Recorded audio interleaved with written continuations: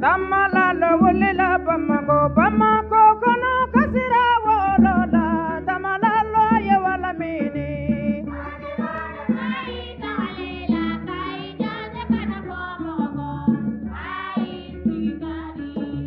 Tamalalo wolila sikaso kono kasira wolola. Tamalalo ye wala mini.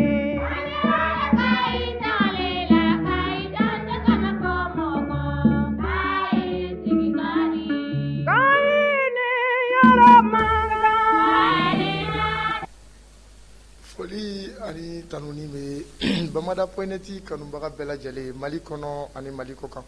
fɛn fɛn sɔgɔlen don Bamada Poineti la ni waati in na an ka foli ani wale ɲuman dɔn baw bɛɛ lajɛlen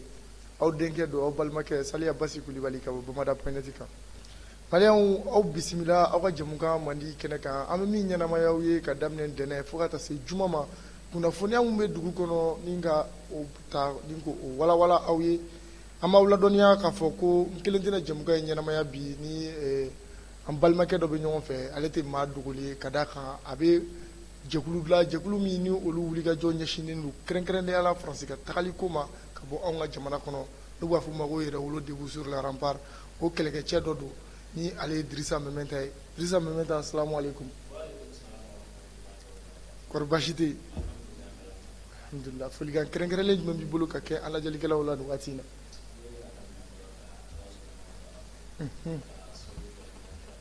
Salli ala rasuli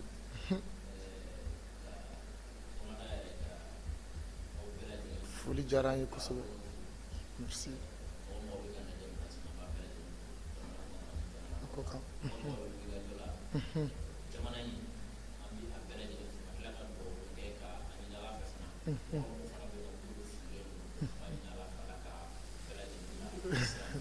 Amina ya Rabbi Allah. Merci bien Mɛmɛnta an b'a lajɛlikɛlaw ladɔnniya komi n ka kuma kɔnɔ sisan n bɔra k'a fɔ ko Mɛmɛnta ale bɛ jɛkulu la n'o ye yɛrɛwolo debout sur le rempart ni olu ka wulikajɔ yɛrɛ fanba an bɛ don min na i ko bi a ɲɛsinnen don ko Faransi n'a ka politiki min bɛ anw ka jamana kɔnɔ ko a man ɲi bi a man ɲi sini k'u ka kasaw kuru ni ka anw ka jamana to an ye o kɛlɛ hukumu kɔnɔna la an bɛna an da maga a la dɔgɔkun tɛmɛnen na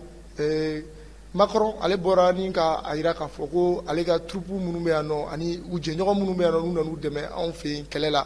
ko u bɛɛ bɛna segin ka taa u jabala la mais o seginni hukumu kɔnɔna la a ye waati dɔ di waati min ni o b'a daminɛ kalo 4 fo ka taa se kalo 6 ɲɔgɔnna ma ko o de bɛ se ka danganiya k'a fɔ k'olu bɛ se k'u ka minɛn cɛ o de kɔnɔ ka bɔ yen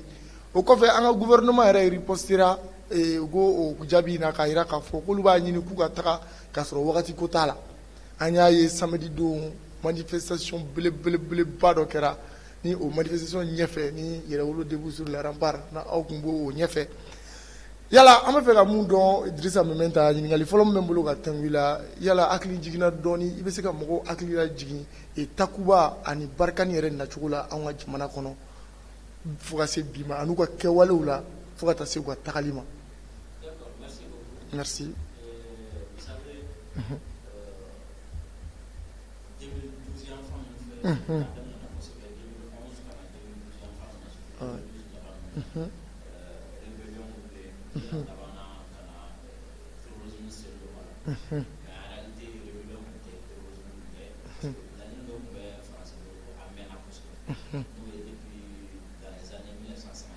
D'accord.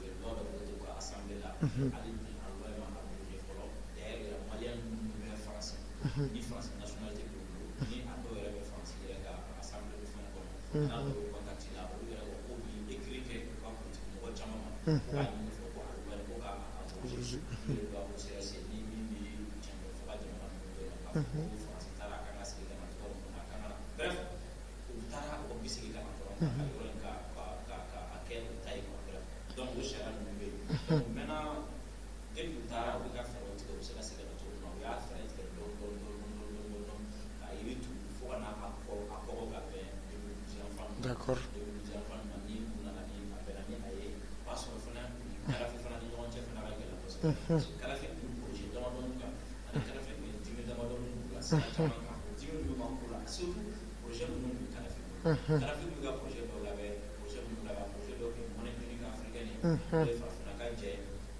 barkelena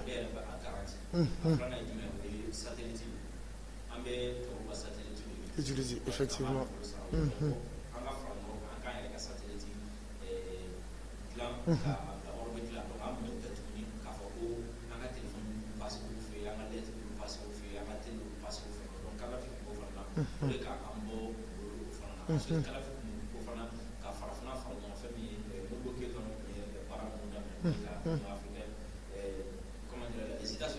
oui.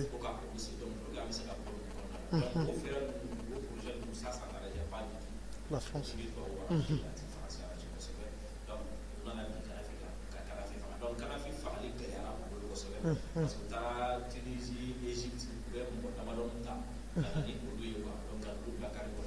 Manifester ka olu bila carré kɔnɔ u b'a fɔ k'olu ka manifester donc u ka télé n'u ka fɛn minnu bɛ yen nɔ olu b'o image amplifier k'a kɛ n'a fɔ jamaba de bɔlen don alors en réalité tunisien dɔw égyptien dɔw ani marocain dɔw b'olu ta ka t'olu bila Benghazi kɔnɔna na donc ka Kadhafi provoquer pour que a bɛ réagir donc Kadhafi réagilen u sɔrɔla k'a fɔ ka taa OTAN nɔfɛ cette fois-ci k'u kana Kadhafi kɛlɛ parce que k'a bɛ fɛ k'a ka jamanadenw faga bon malheureusement pour eux Kadhafi kɛrɛfɛmɔgɔ minnu bɛ yen nɔ a ka sɔrɔdasi cɛ gɛlɛn minnu tun b'a la a caman tun ye rébellion 91 rébellion minnu kɛra yan nɔ mɔgɔ minnu tun bɛ yan rébellion na ni a kɛlɛ fɔra ka ban olu de caman taara don Libi Kadhafi ka fanga kɔnɔna la Kadhafi ka sɔrɔdasiw cɛ la donc o Kadhafi kɛrɛfɛmɔgɔ fanba tun ye o mɔgɔ ninnu ye donc u taara don olu de kan cette fois-ci Sarkozy taara don olu kan k'a f'u ye bon a ye Kadhafi to yen a ye Kadhafi to yen aw ka segin na Mali la an bɛ yɔrɔ di aw ma aw b'a sigi yen nɔ aw b'a ka indépendance ta donc olu ka sɔrɔ ka Kadhafi janfa cette fois-ci ka bɔ Kadhafi kɔ Faransi ka sɔrɔ ka bila olu ɲɛ Libi marifaso minnu tun bɛ yen nɔ u ka sɔrɔ k'o marifasow ci i b'a dɔn Kadhafi tun ye mɔgɔ tɛ se ka Kadhafi ka armement yɛrɛ fɔ ka se a dan na a tun bɛ waati min na donc u y'o marifa ninnu ta yen nɔ k'u tilen ka na Mali la ka se Niger u selen Niger non Faransi ko Niger ma a ye ninnu to yen u ni aw tɛ an bɛ ka taga n'u ye Mali de la donc Niger y'u to yen u n'u ka maramafɛnw n'a fɛn bɛɛ ka Niger cɛci ka na se fo Mali la donc u nalen Mali la ka na kɛlɛ daminɛ cette fois-ci Faransi sɔrɔla k'a ka diplomatie a n'a ka médiaw bila u ka bolo kan u ka baara kɛ cette fois-ci pour que ka u manja k'a yira diɲɛ bɛɛ la k'a fɔ ko ninnu tɔɲɔlen don dugukolo dɔ de y'u ta ye u bɛnbakɛw de ta don donc u nana u bɛ k'o de ɲini Mali binnen don ninnu de kan o waati la an b'a ye OTAN yɛrɛ ka conseil la OTAN ka conseil la u bɛ dɔ ɲininka yen nɔ a b'a fɔ imaginez Mali kun kan OTAN ka conseil la a b'a fɔ ko olu bolo Mali problème ko pour que a ka ban ko fo a ka kɛ fédération OTAN ka conseil la ko fo a ka kɛ fédération donc u ye o ko ninnu du tigɛ ten fo ka na se rébellion ma ka rébellion ɲaga fo k'a taga k'u yɛrɛ bolo da ni terrorisme ye dɔw nana don a la élément dɔw tun b'a la olu ma se ka contrôler ensuite ani u kɛlen ka kɔrɔnfɛla in sɔrɔ u ye fɛɛrɛ dɔw tigɛ fɛɛrɛ minnu b'a to u tɛ se ka girin ka indépendance di mɔgɔ ninnu ma k'a reconnu donc o tun bɛ fɛ ka Maliens bila devant les faits accomplis donc ka indépendance de fait d'u ma fɔlɔ donc an bɛ san 1 san 2 san 3 san 4 kɛ o kɔnɔna la u bɛ an occupé ni fɛn wɛrɛ ye fɔlɔ donc kɛlɛ min bɛ u bɛ kɛlɛ in lana yan fɛ donc an bɛ ɲinɛ Kidali kɔ an bɛ ɲinɛ u ka Azawadi ko kuma kɔ dɔɔnin fo don dɔ la bɛ se dɔrɔn mɔgɔ yɛrɛ b'a fɔ cɛ Kidali ko yɛrɛ banna yɛrɛ ka ban yɛrɛ ninnu y'u ka indépendance ta mais malheureusement pour eux o ma se ka kɛ donc u y'u to o fɛɛrɛ ninnu de senfɛ pour que ka kɛlɛ basculer ka na yan fɛ ka terrorisme minnu bɛ yan ni rebelle ninnu olu k'u ɲɛsin kɔnɔ ma cette fois-ci ka bagabagaw kɛ k'u bɛna nalen Bamako donc o senfɛ o ka sɔrɔ Faransi président ka sɔrɔ k'a ɲini dɔnkunda fɛ o la k'a ka lettre ci ale ma pour que ale ka na oui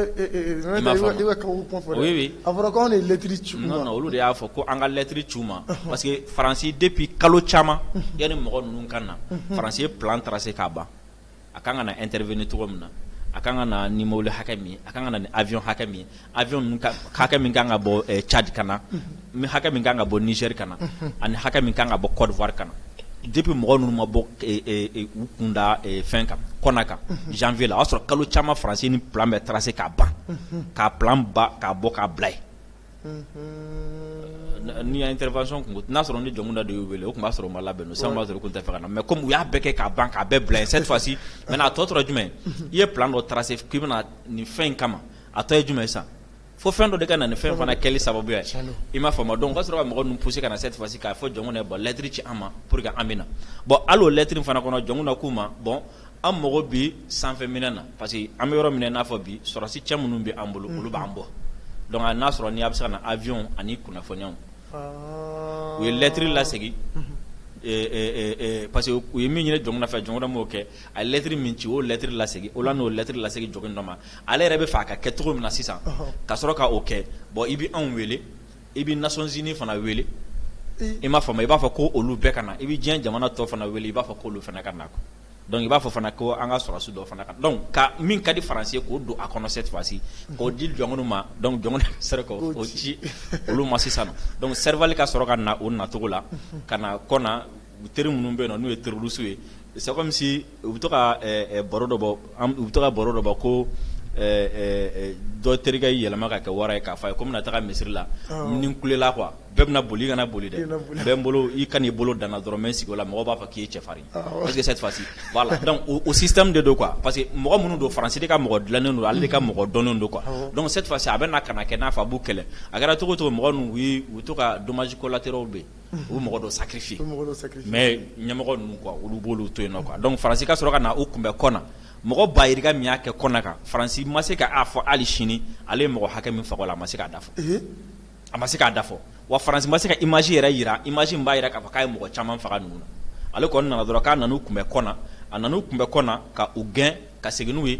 k'u dɔdɔli ka t'u bila fo Kidali kɔnɔ u donnen Kidali kɔnɔ ka Kidali datugu u da la yen k'a fɔ ko mɔgɔ si tɛ don Kidali le temps que u bɛ se k'u labɛn cogo min na le temps que u bɛ se ka minnu bananen don u bɛ se k'olu furakɛ le temps que minnu yera olu bɛ se k'u dogo cogo min na donc fo ka u fɛrɛ o la waati min na donc waati y'a sɔrɔ Serval don maintenant comme Serval kun nana ka na fɔ ko ka na ninnu kunbɛn yan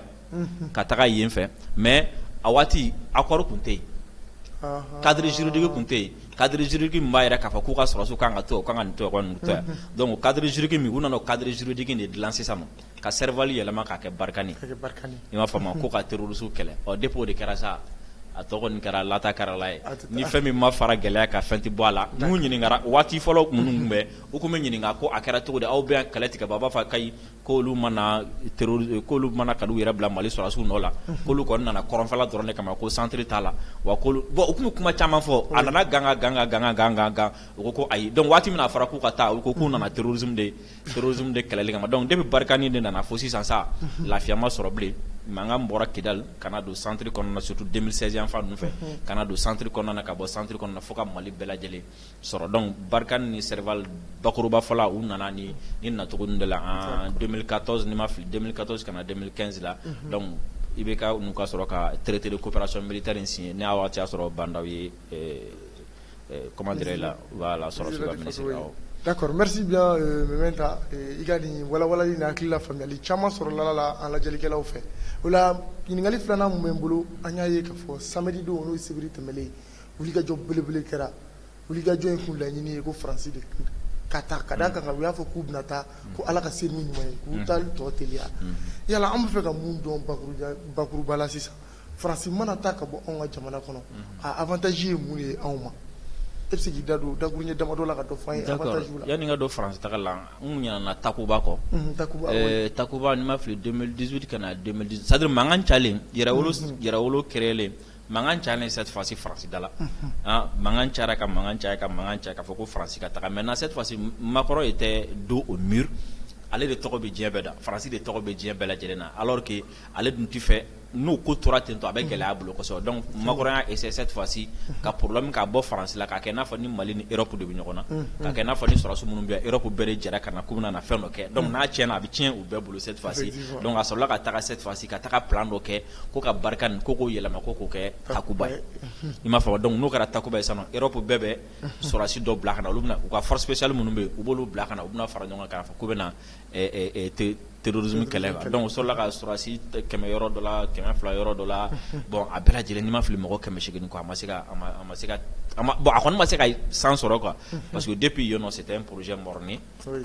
parce que kun t'a la au fait c'était juste pour fuir que mɔgɔ bɛ k'a fɔ Faransi pour que ka Faransi tɔgɔ dogo a kɔnɔna na kelen Macron yɛrɛ b'a dɔn a nana se yɔrɔ min na kɛlɛ tun bɛna wuli ani Mali ni ɲɔgɔn cɛ i n'a fɔ an filɛ nin waati min na sisan donc a tun bɛ fɛ ka o anticiper ni jumɛn ye o ye ka girin ka Europe bila a kɔfɛ joona n'a gɛlɛyara don min na pour que olu k'a dɛmɛ Mali contre la i n'a fɔ a filɛ nin k'a essayer k'a kɛ cogo min na sisan k'a fɔ ko u bɛna ani diɲɛ bɛɛ kɔ don ɲɔgɔn na u bɛna don tɔ bɛna donc a y'o de anticiper donc maintenant k'a yira sisan k'a fɔ non pour que anw ka siran ka na fɔ non diɲɛ bɛɛ bɛna bila an contre la Europe bɛɛ bɛna bila an contre la donc u ye Takuba créer ni ni initiative kana ni ay et malheureusement au fond ma marché maintenant iko ni France tara nafa min bi nafa min bi ala nafa folo yujme ala folo oui ça dire dongodo so kono fendo be chuen aw ñogonche nafa folo min be ala folo oui zon yere kayi folo ni zon yera oui nafa folo quoi parce que abna dans cette phase sika na min ba yere man ñogonche obna boy ima fama ni zon yera zon ka taka bo aw cela o nafa yujme tugni oui chuen ni mina bandi chuen ni mina ban aw bolo fɛn bɛ to a bolo et puis aw bɛna yiriwa ka taga fɛ parce que aw tɛ dogo ye mɔgɔ si ma hali faransi yɛrɛ a reconnu ko olu ye libi cili min kɛ ko de kɔlɔlɔ bɛ an fɛ o ye u yɛrɛ bɛ se k'a fɔ cogo min na quoi i m'a faamu parce que olu ye libi ci minnu bɛ libi olu de ye diɲɛ sara o u yɛrɛ bɛ se k'a fɔ cogo min na mais voilà mais u tɛ se k'a fɔ an ye libi ci an ka mɔgɔ minnu tun bɛ libi an nana n'olu ye Mali la indépendance an tun bɛ fɛ ka ninnu kɛ tan an tun bɛ fɛ ka Mali tila an bɛ fɛ ka nin kɛ Mali la u tɛ se k'o fɔ u da la i m'a faamu donc o faransi kelen a jateminɛ kɛ mɔgɔ min ye mina fɔ to c'est à dire mɔgɔ min bi pɔsɔn d'i ma dɔɔni diɲɛ don o don i bi bana bon ni furakɛ waati sera fana e bɛ fɛ k'i furakɛ e tila ka t'i sigi o mɔgɔ kelen de fɛ yen ko docteur tuguni k'a ka i furakɛ i bi kɛnɛya wa donc n'o tigi taara ka bɔ yen voilà furakɛ cogo donc faransi de ye problème ye donc maintenant ni faransi sen bɔra la a bɛna fɔ o ye problème jɔlen parce que Mali la yan nɔ rebelle jigi ye faransi de i m'a faamu terroriste jigi ye faransi a jateminɛ kɛ faransi tɛ se ka kɛ anw teri ye anw ni minnu bɛ kɛlɛ la ka kɛ olu fana teri ye o ye bɛɛ b'a o ye nafigɛ de i m'a faamu o ye nafigɛ ye accord ko kuma min bɛ sen na a projet kɛra faransi fɛ Kidal ka se tantɔ bi faransi de bɛ k'o protéger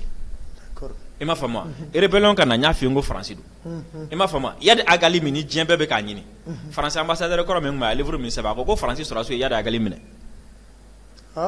u ye Yadi Agali minɛ ka ye weleli kɛ ko an Yadi minɛ an b'a kɛ cogo di u ko k'a bila a bɛ ambassadeur ka livre kɔnɔ mun gɛnna kɔsa in na awɔ a livre tɔgɔ ayi min gɛnna sisan tɛ o tɛ dɛ voilà kɛlɛ wulila ka ambassadeur a tɔgɔ tɛ n kɔnɔ kosɛbɛ i m'a faamu donc imaginez l'homme le plus recherché olu yɛrɛ bolo aw nana terrorisme de kɛlɛ terrorisme ka ɲɛmɔgɔba a b'o minɛ ka tila k'o bila donc aw nakun ye terrorisme kɛlɛ wa non seulement aw nakun tɛ u kɛlɛli ye mais aw yɛrɛ b'a la quoi donc ni faransi taara sisan nɔ nafaba dɔ wɛrɛ jumɛn b'a la o ye c'est à dire jamana si tɛ se ka bɔ nɔgɔ la ka taa ɲɛ k'a sɔrɔ u bɛ fɛn min fɔ ko souveraineté n'o tɛ yen quoi souveraineté ye jumɛn o ye aw yɛrɛ ka se ka aw sigi ka aw miiri k'a fɔ ko an ka jamana bɛ taa tan an ka jamana tɛ sɔnni ma an ka jamana bɛ jɛni nin tant que ni aw tɛ se k'o kɛ ni aw bɛ mɔgɔ wɛrɛ ka bolo la ale bɛ se ka balo aw la cogo min na a b'o de kɛ alors que tant que faransi bɛ yan nɔ anw tɛna se k'an ka souveraineté sɔrɔ fɛn o fɛn ni a bɛ kɛ faransi de b'a kɛ anw tɔgɔ la a jateminɛ Nations Unies na faransi de bɛ kuma anw tɔgɔ la MINUSMA ka projet faransi de b'a projet élaboré a tɛ sara Mali la MINUSMA polisi joli kan ka na sɔrɔdasi joli kan ka na n'u nana u kan ka taa dugu jumɛn na faransi de b'a projet kɛ n'u nana u bɛ sara hakɛ jumɛn ta faransi de b'a projet ka taa présenter Nations Unies na olu b'a voter k'a sɔrɔ Mali da tɛ a la Takuba sɔrɔdasiw bɛ nalen Barikani bɛ nalen ni Barikani nana u bɛ taa u ka camp sigi yen fɛ u bɛ t'u ka camp sigi yen fɛ u bɛ t'u ka camp sigi yen fɛ u bɛ na nin kɛ u bɛ na nin kɛ faransi de b'a fɔ anw ka sɔrɔdasiw ka se tɛ u kan an ka sɔrɔdasiw ka se tɛ u tagayɔrɔ kan fo ka na se yɔrɔ yɛrɛ la yɛrɛ hali an ka sɔrɔdasiw yɛrɛ tɛ se ka bɔ u nɔ la i n'a fɔ tɔgɔ min ka d'u ye fo ka yamaruya ɲini faransi bolo an dun bɛ kɛlɛ kɔnɔna la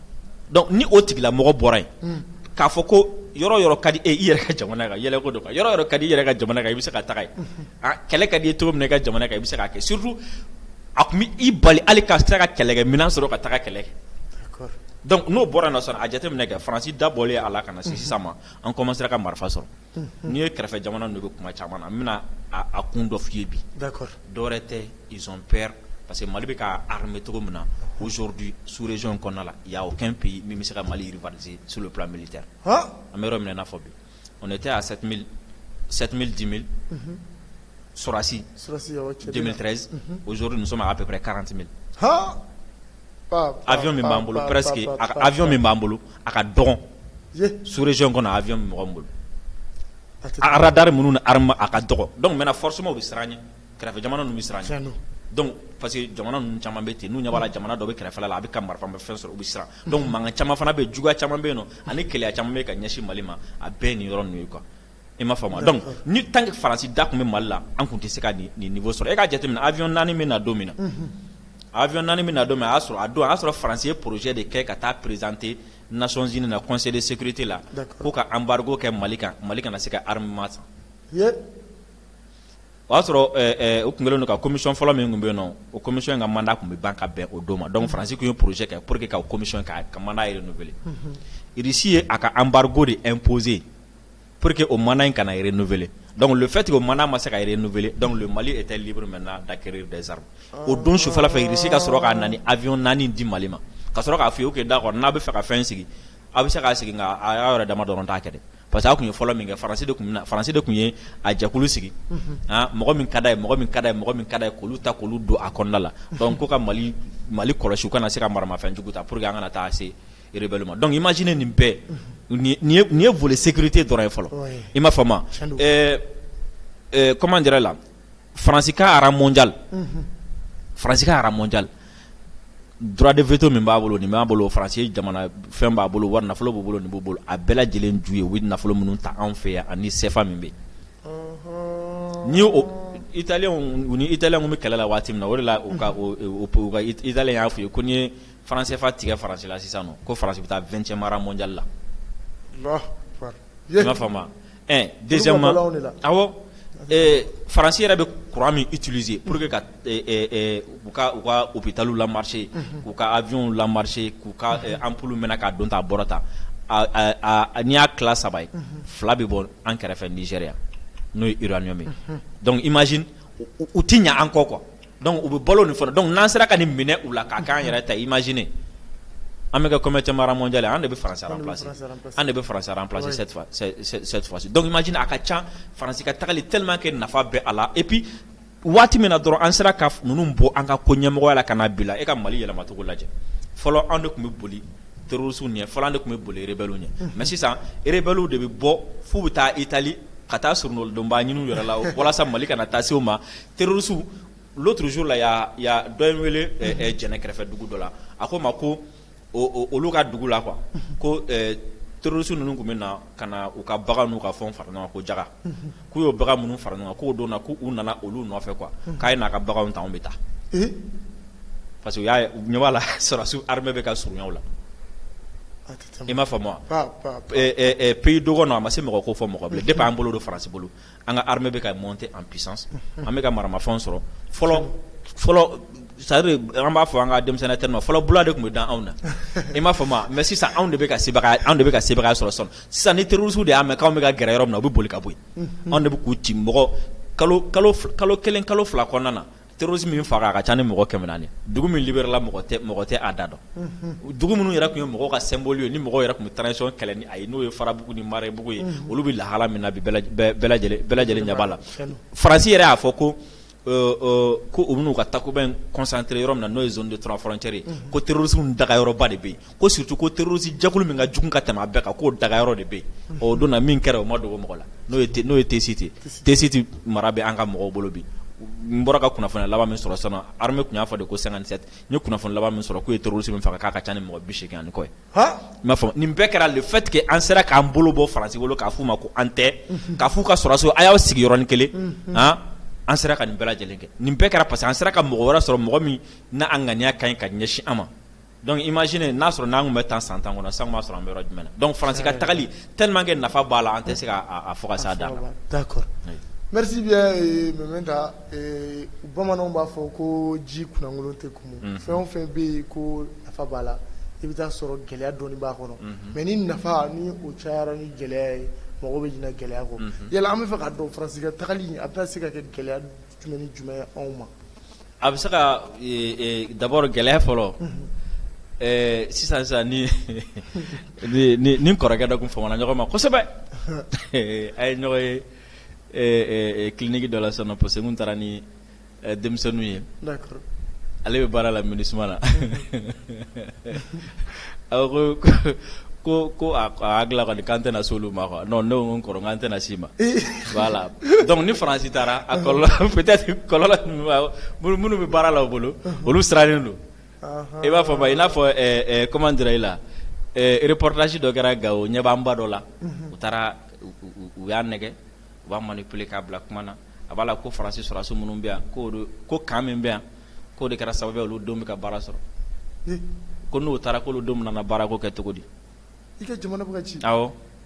a tɛ se k'a faamu non a tɛ se ka faamu ale tɛ se k'a faamu parce que u taara olu de don la parce que u b'o de kɛ n'u taara yɔrɔ yɔrɔ u bɛ mɔgɔ damadɔnu ɲini mɔgɔ minnu bɛ se k'u ka affaire kɛ donc u bɛ sarabaw di olu ma dɔw bɛ k'u ka interprète ye dɔw bɛ k'u ka yɔrɔ jɔsi la Mali yɔrɔ jɔsi la n'i y'a ta kalo la n'a ye 3,000 ou bien 4,000 sɔrɔ a jɛ u b'olu bila yɔrɔ jɔsi la i y'a sɔrɔ 10,000 15,000 di olu ma donc o kama o pɛrɛnnen don k'u ka jamana abandonner o kama o pɛrɛnnen don ka fɛn bɛɛ kɛ ninnu ye donc n'a fɔra k'olu bɛna taga dɔrɔn olu bɛ commencer ka jɔrɔ fɔlɔ olu ka jɔrɔ n'olu ti da jɔrɔ ma dɛ olu bɛ girin ka wuli ka mankan ci daminɛ o tɛ kɔlɔlɔ yɛrɛ sa mais an bɛ se k'o kɛ a dɔ ye a belebeleba ye jumɛn n bɛ pan caman kunna a belebeleba ye jumɛn kɔlɔlɔ belebeleba min bɛ se ka k'a la o ye jumɛn o ye n'an ye faransi gɛn k'an da ka sunɔgɔ o ka jugu ka tɛmɛ a bɛɛ kan parce que Modibo Keyita y'u gɛn yanni Modibo Keyita k'i fɛrɛ baara ma u nana Modibo Keyita bɔ fanga la minnu nana Modibo Keyita bɔ fanga la olu seginna faransi bolo ka tila k'u da k'u ta kɛ sunɔgɔ ye o de la faransi bi fɛrɛ de tigɛ sisan fɛrɛ min b'a to aw bɛ coron fo aw bɛ se yɔrɔ dɔ la c'est à dire se ti aw ye dɛ a b'ale wele a bɛ na n'an da ka sunɔgɔ o b'o de kɛ a ka sɔrɔ sira n'u bɛ se fɛn fana u b'o kɛ pour que k'o tiɲɛ a ka lakana u bɛ se fɛn fana u b'o kɛ pour que k'o tiɲɛ aw yɛrɛ dama ni ɲɔgɔn cɛ bɛnbaliya u bɛ se fɛn fana u b'o kɛ k'o tiɲɛ u b'o kɛ pour que o bɛ tiɲɛ wa aw tɔgɔ diɲɛna u bɛ tɔgɔ tiɲɛ sugu bɛɛ lajɛlen da aw kan i n'a fɔ an filɛ nin yɔrɔ min na i n'a fɔ bi su ani tile sɔgɔma fara wula ka Mali de tɔgɔ bɛ u da n'u ye CEDEAO ka kɛnɛw sigi Mali n'u ye Union africaine ka kɛnɛw sigi Mali n'u ye Union européenne ka kɛnɛw sigi Mali ni Nations unies n'u ye kɛnɛ sigi Mali faut que u ka Mali de lagosi ka Mali lagosi fo ka Mali nɛgɛ bɔ bɛɛ la wala ni Mali nɛgɛ bɔra bɛɛ la bɛɛ bɛ ba Mali la ni bɛɛ banna Mali la an bɛ mun kɛ wala an bɛ sɔrɔ ka taga boli ka taga olu nɔfɛ donc n'an y'an sigi u b'o de kɛ o de bɛ se ka kɛ a kɔlɔlɔ ye donc o la n'i ye nin kɛ n'i y'u lataga i t'i sigi dɛ non seulement i bɛ baara kɛ i bɛ baara kɛ walasa ka jamana développer ka jamana bɔ a yɛrɛ la i bɛ tila ka baara kɛ tuguni pour que wo foyi kana sɔrɔ u bɛ se ka don wo min fɛ tuguni quoi parce que u don wo dɔnnen don quoi ka fɔ u don wo dɔnnen don n'u ma don politiquement u don économiquement ou bien u bɛ taa don sur le plan sécuritaire u bɛ taga rébellion créer yɔrɔ dɔ la u bɛ taga ka jamanaden dɔw ta k'aw laɲini ka fɛn dɔ kɛ aw la ou bien o y'u don siraw ye donc n'a y'u gɛn n'a ma ni wo ninnu datugu a bɛ kɔlɔlɔba de sɔrɔ a la donc an bɛ yɔrɔ min na i n'a fɔ bi baara de kan ka kɛ pour que o de la o donna cɛkɔrɔba dɔ ye an ka imamu dɔ ye kuma dɔ fɔ c'est très important a ko n'an tɛ fɛ faransi ka segin ka na ko faransi ko in dɛ depuis 2013 fo depuis 2012 fo bi ko ko kɛra la an ye kɛlɛ fɛn fɛn kɛ an ye fɛn fɛn da ɲɔgɔn kan ko fo an ka don gafe dɔ kɔnɔ a ka kalan denmisɛnninw kunna école la depuis u bɛ première année la nin ka kalanw kunna u k'a dɔn k'a fɔ an ni ninnu bɛ taa nin u delila ka nin de kaana ka kɔrɔ u bɛ fɛ ka nin de kaana wa sini fana u bɛ fɛ ka nin de kaana n'an bɛ fɛ ka bɔ bɔra an b'u kɛ tan de ko n'an y'o kɛ ko hali n'an ma manifestation kɛ bilen ko denmisɛnnin fɛn fɛn bɛna kɔrɔbaya sa olu bɛɛ lajɛlen lamɔlen de bɛ na u mɔnen de bɛ na kɔrɔbaya ko faransi tɛ dɛ ko hali diɲɛ bɛɛ fara ɲɔgɔn kan a tɛ se ka et puis c'est très très important o ye ka a don éducation yɛrɛ kɔnɔna la u yɛrɛ b'a fɔ bamanankan na ko denmisɛnnin ye bɔgɔ de ye ko n'i y'a mɔ ka bila cogo min na k'a bɛ kɔrɔbaya voilà par exemple jamana dɔw bɛ yen nɔ bi par exemple n'i taara Palestine n'i taara Palestine bi Palestine hali denmisɛnnin san kelen n'i taara Israël tɔgɔ fɔ a ye dɔrɔn o b'a sɔrɔ c'est automatique oui i m'a faamu wa Palestine den bɛ wolo sisan a ma se san 3 ma fɔlɔ n'i taara a bɛ kɔrɔbaya n'i y'a ɲininka sisan ko a kan ka mun kɛ a b'a fɔ k'u kan ka kɛlɛ kɛ k'u libérer ka bɔ Israël bolo parce que o donn'u hakili la u lamɔna ni y'a ye n m'a fɔ ka mɔgɔw lamɔ ni juguya dɛ mais ka mɔgɔw lamɔ k'a f'u ye ko an tɛmɛna nin sira in de fɛ fo ka na se yan n'an ye nin kɛ an bɛ tila ka bin tuguni n'an y'o kɛ o kɔni kɔlɔlɔ foyi tɛ kɛ faransi tagali la bilen. D'accord, merci bien Mementa o tɛmɛnen kɔfɛ yala an ka tunkarankew minnu bɛ yen ni u bɛ faransi jamanaw kan k'a sɔrɔ papier t'u bolo walima an ka école minnu bɛ yen k'u bɛ taa kalan na yala ni faransi gɛnni tɛ kɛ gɛlɛya ye olu ma wa? Non, a tɛ kɛ gɛlɛya ye au contraire a bɛ kɛ bonya de ye o ma quoi a bɛ kɛ bonya de ye o ma quoi parce que vous savez peut-être mɔgɔ bɛ ɲinɛ fɛn dɔ kɔ an bɛ diɲɛ kɔnɔ an bɛ diɲɛ min kɔnɔ a sera niveau dɔ la où mɔgɔ tɛ se k'i sago kɛ mɔgɔ la tuguni quoi i m'a faamu wa Mali la sariyaw de bɛ yan Mali la sariyaw de bɛ yan c'est comme si anw tɛna se k'a fɔ k'an bɛ tagama dɔrɔn ka taa français minɛ ka fɛn dɔ k'a la i m'a faamu wa ou bien par exemple appel d'offre dɔ kɛra sisan nɔ ni mɔgɔ min ka fɛn ka ɲi o tigi b'a ta faransi fana c'est la même chose mɔgɔ minnu bɛ faransi u bɛ sigi hakɛ de kɔnɔ u bɛ impôt sara u bɛ cotiser de i m'a faamu wa makɔrɔn olu ni makɔrɔn bɛɛ ka dama ka kan faransi la donc diɲɛ de ɲɛbɔ la o sariyaw sigilen don diɲɛ fɛ u tɛ se ka bin u kan k'a fɔ k'u bɛ fɛn kɛ u la impossible u tɛ se ka o kɛ quoi fo ni mɔgɔ min ye yen sariya sɔsɔ o de la i b'a ye an bɛ nin kɛlɛ na yan nɔ cogo min na an ka maliyɛn dɔw bɛ yen minnu sigilen Faransi olu fana bɛ k'a kɛ o mais munna fɛn t'u sɔrɔ parce que u tɛ se ka se u ma k'a fɔ u tɛ se ka se u ma quoi parce que o sariya t'u bolo foyi t'u bolo k'a fɔ k'u bɛna se o mɔgɔ ninnu ma k'a fɔ k'u b'u sara tigɛ ou bien k'u b'u gɛn ka bɔ jamana yɛrɛ kɔnɔ non u tɛ se ka mɔgɔ si gɛn fo n'a sɔrɔ mɔgɔ min situation irrégulière la wa hali n'u b'i gɛn fana olu tɛ se ka mɔgɔ si ta ka bɔ Faransi ka na n'a ye Mali la k'a sɔrɔ u ni Mali ɲɛmɔgɔ ma bɛn a kan sinon n'a y'a ta ka na avion bɛ to sanfɛ a tɛ jigin duguma et puis a tɛ se k'a fɔ k'a bɛ maliyɛn ta ko ka taa ka jigin Burkina ça c'est interdit o tɛ se ka kɛ n'a ye maliyɛn ta ka bɔ Faransi k'a b'a rapatrier a bɛ n'a bila Mali de la yan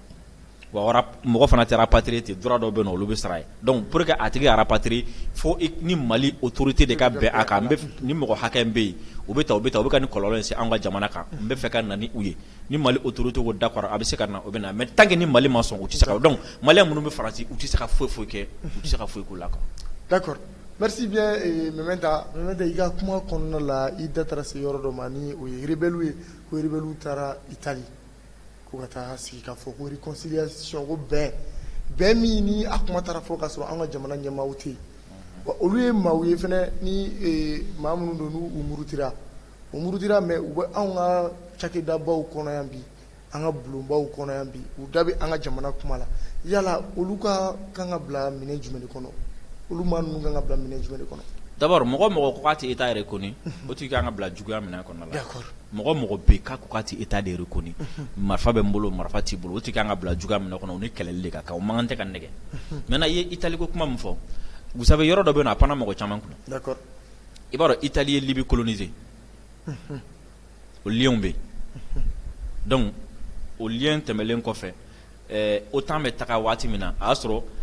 Italie ni Libye ni ɲɔgɔn cɛ a kun gɛlɛyara kosɛbɛ donc Italie CNT min kun bɛ yen nɔ d'accord olu ni ninnu fana kun bɛ tantɔ donc c'est à dire lien tora Italie ni Libye ni ɲɔgɔn cɛ o lien min tora Italie ni Libye ni ɲɔgɔn cɛ an ka rebelle ninnu n y'a fɛ n ko rebelle ninnu fana n ko kun bɛ Libye de donc o lien fana bɛ o rebelle ni Libye ni ɲɔgɔn cɛ Italie plutôt voilà Italie de ko do quoi o lien fana bɛ o rebelle ninnu ni Italie ni ɲɔgɔn cɛ cette fois-ci donc imaginez ɲɛti fɛn contourner cogo la i m'a faamu donc la France comme ale tɔgɔ man di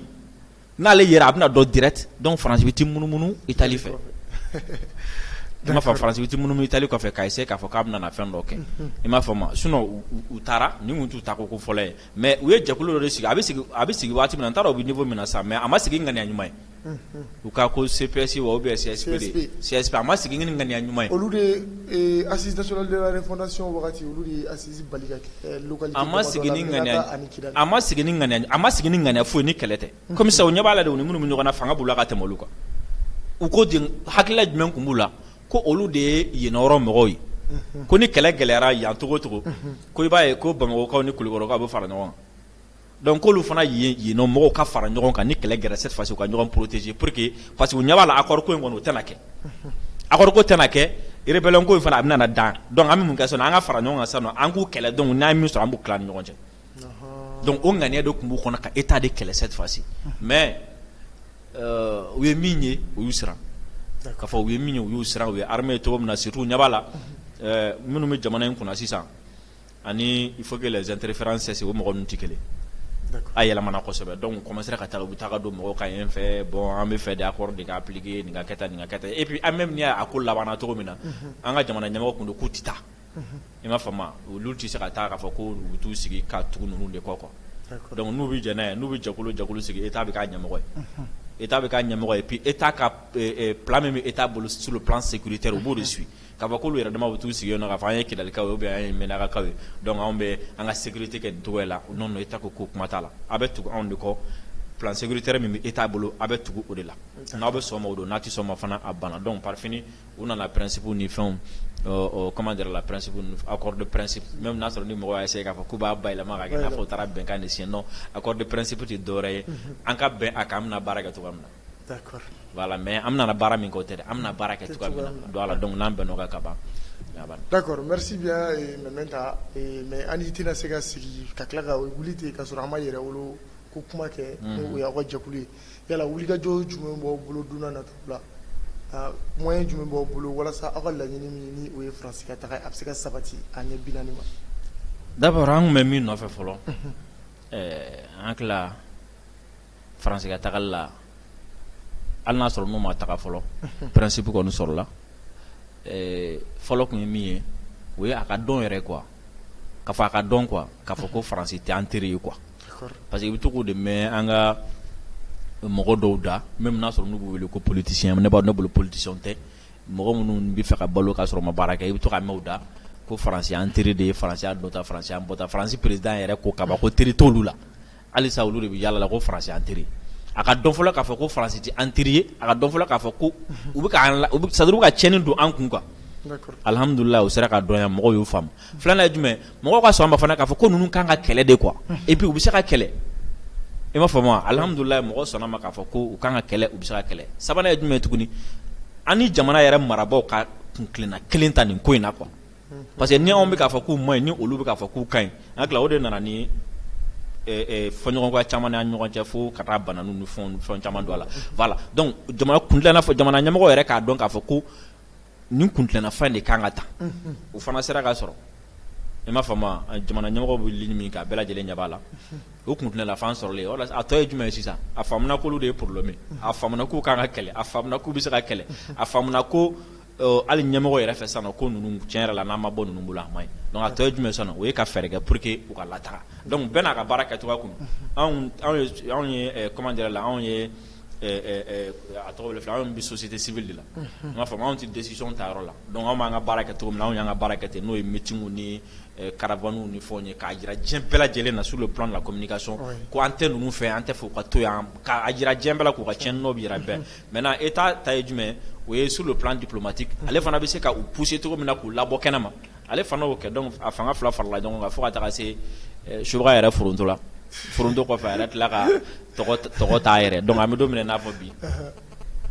ya tagali ko kuma fora min bu la hakla mo bu ulu kalama déjà na soro ni ma do konana maintenant yera wulu ka bara dino we ngumi ka fem no fiye o de oye ka ni kelebeke d'accord ka ni kelebeke ka fo ko nun ka ta ko daba nga fena foko kɛlɛ se ni niveau la olu ka tagali anu olu dabɔlen an ka ko la an ka taa sigi sa ka sunɔgɔ n'o kɛra o ye kɛlɛ bɛɛ lajɛlen bɛ kɛ fu ye yɔrɔ olu ka baara jumɛn o ye an ni kɛlɛ min kɛ an bɛ se ka ni kɛlɛ ka consolider cogo min na ka fɛɛrɛ tigɛ min bɛ a to n'u taara u tɛ segin bilen an ye fɛn minnu sɔrɔ u kana tiɲɛ mali yɛrɛ kana na mara cogo la bilen min b'a to kɔlɔlɔ bɛ se an ma et puis mali kana di mɔgɔ ma bilen mɔgɔ mɔgɔ hali ni faransi kasa bɛ an nɔfɛ awɔ o de la an bɛ k'a fɔ bɛɛ ye ko bɛɛ k'i tile mɔgɔ bɛ yen nɔ n'i ko k'i ye politicien n'i bɛ k'i jɛngɛ ka i ban k'i tile non bɛɛ k'i kan k'i tile de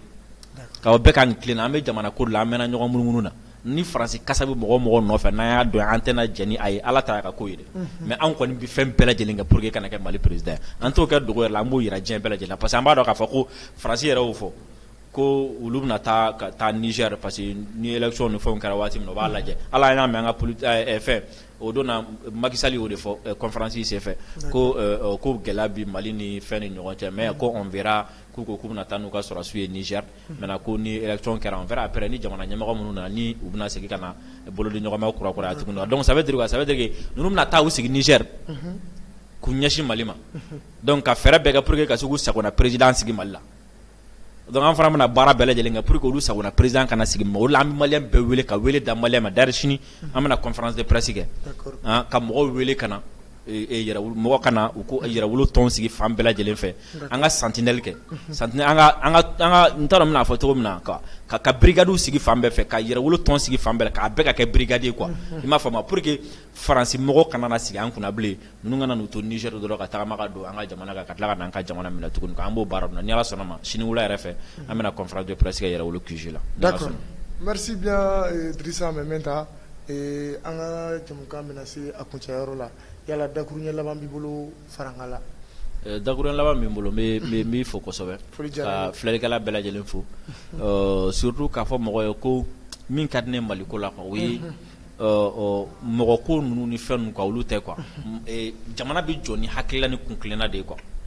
i m'a faamu jamana jɔ man kan tɛ ka siri mɔgɔ la mɔgɔ man kan tɛ ka don jamana ko la mɔgɔ kama i man kan tɛ ka bɔ mɔgɔ kama i bɛ don hakilila de la i bɛ don conviction ni fɛn la k'a dɔn k'a fɔ ko nin ka ɲi jamana ma i bɛ don a la mɔgɔ min bɛ yen a ka di a man di o min ka ɲi jamana ma a suit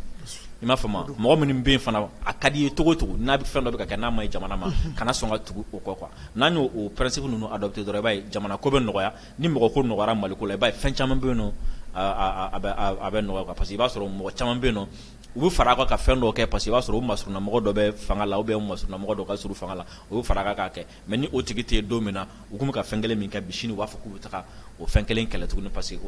que olu taga donc maliyɛn bɛɛ ka fara ɲɔgɔn kan ka jateminɛ Mali kan parce que e ka jateminɛ an ni Faransi bɛ nin na ɲɔgɔn na ni ko ni fitinin kɛra dɔrɔn hali Faransi makɔrɔn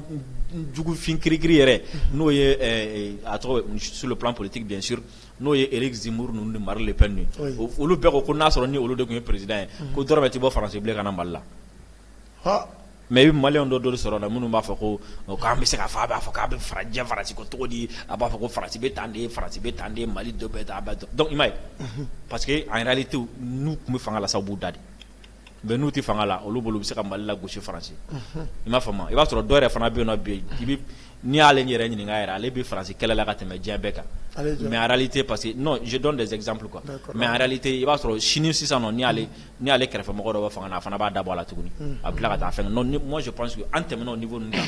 an ye kɛlɛ in sama ka se niveau dɔ de la sisan nɔ bɛɛ kan k'a dɔn n bɛ fanga la n tɛ fanga la vraiment nin ligne mankan tɛ ka jigin nin ligne kɔrɔ mankan tɛ ka yɛlɛ nin ligne sanfɛ an k'o kɛ ka taga donc an yɛrɛ dama ni ɲɔgɔn cɛ fɛnw an bɛ se ka bɛn olu la kɔfɛ quoi mais l'essentiel c'est le Mali l'essentiel est que bonya min bɛ jamana in kan bi i tɛ dɔgɔkun kɛ ko mɔgɔ dɔ min wele ka bɔ an kɛrɛfɛ jamana ninnu na ou bien kɔ ka yɛrɛ Burkinabé ni Togolaw ni Ivoiriens ni Sénégalais k'a fɔ ko est-ce que i bɛ se ka Mali nationalité ɲini ne i m'a faamu les gens sont fiers aujourd'hui d'être maliens et bi tellement que malien yɛrɛ sollicité hali sisan n bɛ ka na yan nɔ sisan Afrique Media mɔgɔ bɛ nɔfɛ ko fo n ka yɛlɛ plateau sanfɛ diyagoya la ko ka fɛn dɔ participer parce que an ye fɛn min donc les gens sont bɛɛ focaliser len don Mali kan bɛɛ ɲɛsinnen don Mali ma et puis caman bɛ k'a lajɛ maliyɛnw filɛ ne ka nin fɛn min kɛ sisan nɔ est ce que a bɛna ɲɛ u bolo n'a ɲɛn'u bolo an yɛrɛ b'a k'an fɛ n'a tiɲɛn'u bolo sa o b'a sɔrɔ an fana ma dɔn donc jamanaba de bɛ yen nɔ bi surtout farafin jamana et hali président minnu yɛrɛ bɛ yen u bɛ ka Mali lajɛ de ko in bɛna laban cogo di parce que mɔgɔ kun tɛ se k'a fɔ Faransi man tɛ ninnu ko n tɛ bon fɛn ma bɔ a la fɔlɔ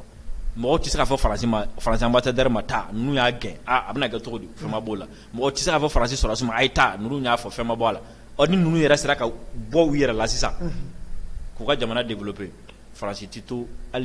hali u territoire outre-mer minnu bɛ yen nɔ a bɛɛ b'a yɛrɛ ta sisan o yɛrɛ la Faransi b'o fana dɔn a bɛ ka ko sugu bɛɛ lajɛlen kɛ pour que an fana kana se k'an yɛrɛ sɔrɔ tuguni quoi donc an k'a dɔn k'a fɔ ko enjeu min bɛ yen nin waati in na problème Mali yɛrɛ dépassé quoi c'est l'Afrique qui nous regarde c'est le monde entier qui nous regarde aujourd'hui parce que même chancelier minnu bɛna an ka jamana chancelier minnu bɛna an ka jamana kɔnɔna la ambassade minnu ni fɛn minnu bɛ yan nɔ n'u n'an ka jamana ɲɛmɔgɔw kuma na min tɛ kɛnɛmana ni fɛn u b'o de fɔ tiɲɛ yɛrɛ la a bɛ kɛlɛ min na a b'aw jɔ fɛ dɛ mais an bɛ jɛkulu minnu na o t'anw permettre an k'a fɔ k'an bɛna bɔ ka kuma dɔw fɔ kɛnɛ ma mais aw bɛ kɛlɛ min na tiɲɛ yɛrɛ la a kan ka nin kɛlɛ kɛ donc ça veut dire que bɛɛ b'an fɛ bɛɛ bɛ k'an soutenir mais mɔgɔ si tɛ fɛ k'a yɛrɛ fɔlɔ k'a fɔ ko vraiment kini parce que an bɛ ka min kɛ a kɛbaga kun tɛ kɛ quoi donc n'i ye ko kura daminɛ mɔgɔw bɛ to k'u sigi fɔlɔ k'a lajɛ n'a bɛna ɲɛ ou bien n'a tɛrɛ ɲɛ n'a ɲɛna i bɛ ladegeba caman sɔrɔ i la parce que e k'a jateminɛ Macky Sall ye min kɛ kunun ka taa tweet dɔ kɛ k'a fɔ ko bon ko embargo bɛ ka nin d'ale ka jamana kan a bɛ ka nin d'a ka jamana kan mais imaginez n'i y'a ta ni hakili ye i bɛ mun faamu a kɔnɔna la c'est comme si Macky Sall bɛ k'a fɔ a ka jamanadenw ye embargo in ne kelen tɛ se ka n ban CEDEAO bolo ne kelen jɔyɔrɔ ka dɔgɔ CEDEAO la donc u ye min kɛ a man di ne yɛrɛ dɛ sɛgɛ min b'aw kan a man di ne yɛrɛ dɛ mais ne yɛrɛ tɛ se k'a wuli donc ne kɔni bɛna fɔ a ye ko a man ɲi a ye taa wuli n'a y'a wuli ne b'a fɔ n ko bon n ko aw de y'a kɛ ne ma kɛ c'est comme si Macky Sall yɛrɛ de bɛ k'a ka jamanadenw la révolter u ka taa frontière dayɛlɛ i m'a faamu wa donc n'a sera o niveau la o b'a yira ko merde b'u fɛ ka tɛmɛ anw kan donc jamana caman bɛ nin cogo la tantôt et surtout an ka tenir dɔrɔn n'an y'a tenir ni Ala sɔnna ma ça va aller quoi surtout alamisa nata fɛn min ye bad luck ye a kan ka na yan bad luck de don good luck tɛ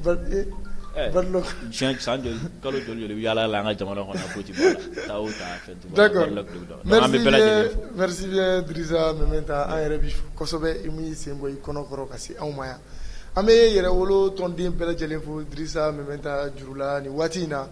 an lajɛlikɛlaw ni kun ye aw ɲɛ garisɛgɛ ye nin sanga kunkuru in kɔnɔ bamada.net kan aw denkɛ don aw balimakɛ Saliya Basi Kulibali ka bɔ bamada.net kan aw k'an bɛɛ sigi wɛrɛ wasalam